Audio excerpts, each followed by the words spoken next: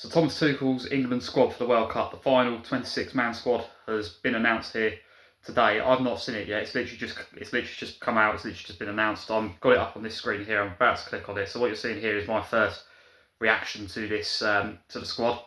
I've heard a lot of stuff this week, rumours and stuff. As a Chelsea supporter, I'm interested to see how many of our players are called up. If any of them are called up after this season it's been. I expect Reece James to be there. Cole Palmer, from what I'm hearing, sounds like he's not going to be there. Colwill made and so did Palmer. They made the like the 35-man where the extra kind of one.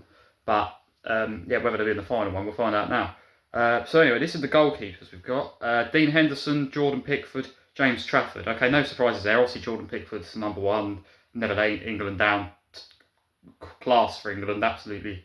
Quality, really rate him actually as a goalkeeper, really good goalkeeper, Jordan Pickford. James Trafford, very solid for a backup for sure. How good can he be when he's starting week in, week out in the Premier League? Time could tell whether he gets a transfer at Man City, because he looked like he'll be the number one at City this season. Really unfortunate for him. Donnarumma coming like right at the end, and the best keeper in the world, you know, so he's always going to struggle for minutes. But 2 clean sheets in both finals, can't argue with that. When he has played, he's not let City down, he's looked good, and he seems to have progressed very well with his career over the last couple of seasons. There's no surprise he's there as well. And Dean Henderson, very good as well for Crystal Palace, very good goalkeeper. I think it had to be them three, to be perfectly honest. So now the defenders now. Dan Burn is there. We've got Mark Guehi. Reece James is there. Good. See, Reece James is there. Ezri Konsa, Tino Livramento, Jed Spence, Nico O'Reilly, Gerald Quansah, and John Stones. Okay, so yeah, John Stones, I know he's not had the best injury record as of late, but no surprise he's there. Very good, you know, one of the best centre-backs that England have had of this generation, in my opinion, for sure. Really, really good player. Ezri Konsa, just a player that's really, really established as a top defender now, in my opinion.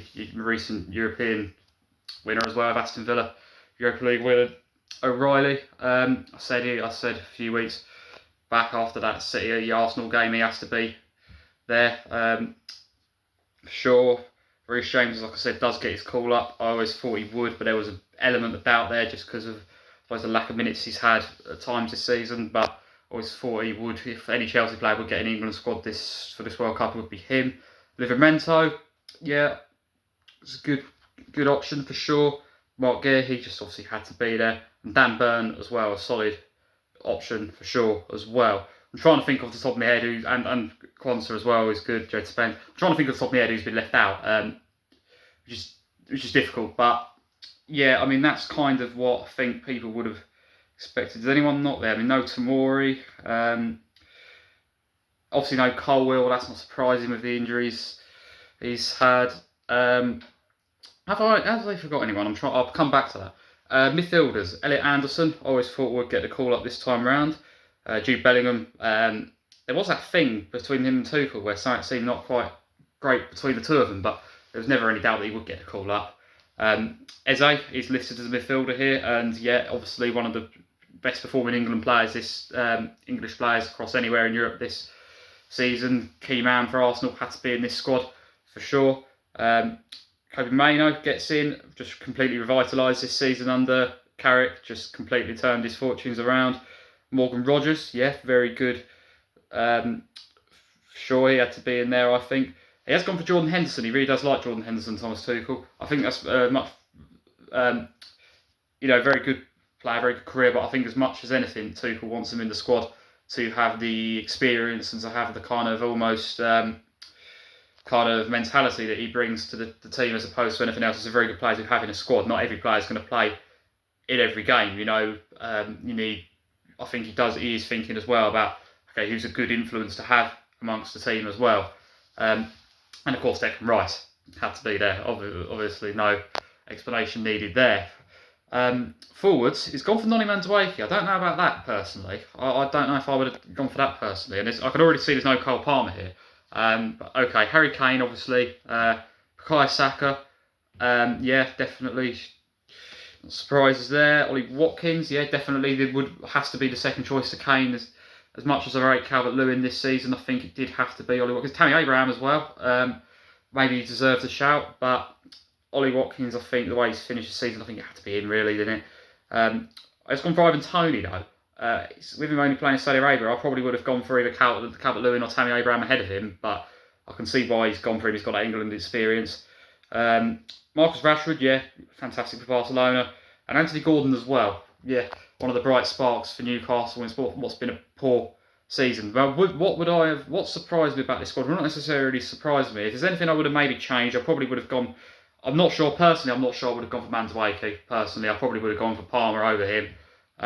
Still, even with the season he's had, I can understand why he's been left out, but personally, I would have gone for that. I know most Chelsea supporters will probably say that, but personally, I would have gone for that. Or maybe even if it wasn't Palmer, I don't know. I think we could have maybe have gone for someone else in that position. I'll probably, like I said, because they've got that, they're playing in Europe right now. What I would consider a higher level of football, I would have gone for either Abraham or probably would have gone for Calvert-Lewin, to be perfectly honest. Over Ivan Toney. Midfielders, yeah, I think it's. I think to be honest, this is roughly what people would have expected. Few big calls, obviously, few big players missed there, but yeah, that's the final squad we've got now. From there, you can sort of picture what the first 11 would probably look like, but he has obviously left some big defenders out in particular. I've noticed some big defenders have left out. Some big players in all positions actually, because obviously we spoke about Palmer and Calvert-Lewin, players like that, but no Trent Alexander-Arnold. That's a massive call. You could also say, does he really fit into his system? Things might not have gone quite how he wanted at Real Madrid, but that's always a big call to leave him out. But he's never seemed to have had the England career that, although he's never really done it for England, which can't really put my finger on, but because when he was on form at Liverpool, he was just unbelievable. But no Phil Foden. I'm not surprised, to be honest. Phil Foden's been left out. I really rate Phil Foden, actually. I really hope he gets his career going again soon, and preferably away from City, to be honest, I would say. But he was obviously looks like he's signing a new deal, but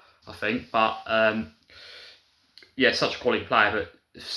But him and Palmer, for similar reasons, I think, left out just because they've not had the consistent performances over the course of the season, which I do get to a large degree. You do have to base it a lot on form.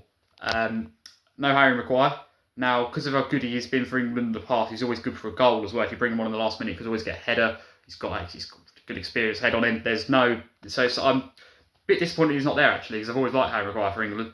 I don't think Ben White was there either, which is a big call. Did he get injured or something? I don't know, but Ben White is not there either. So yeah, there's some of the key sort of absences. But yeah, let me know what you think about this English squad. What would you have put out differently there? Yes, I'm trying to, because we've got so many options available to us. I'm trying to think like just off the top of my head and trying to see here who some of the big absences are. Some of them we probably knew about anyway, like players like Palmer, we sort of knew wouldn't be called up anyway. Same with Foden. But yeah, I did think Harry Maguire might make the final cut. There's a few others there that I thought might make the final cut that didn't.